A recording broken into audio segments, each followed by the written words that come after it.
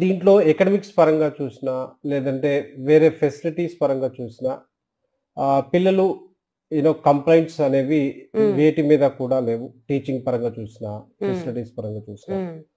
ఒకటి last time నేను చెప్పినట్టుగా మేము అనుకున్న దానికన్నా ఎక్కువ నంబర్ రావటం వల్ల కొంతమంది పిల్లలకి అనుకున్న అకామిడేషన్ ఇవ్వలేకపోయాం.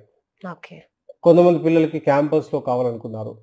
మేము ఆ రకంగా ప్రొవైడ్ చేయలేకపోయాం. ఒక సర్టెన్ నంబర్ తర్వాత. 25లో we are trying to increase little more.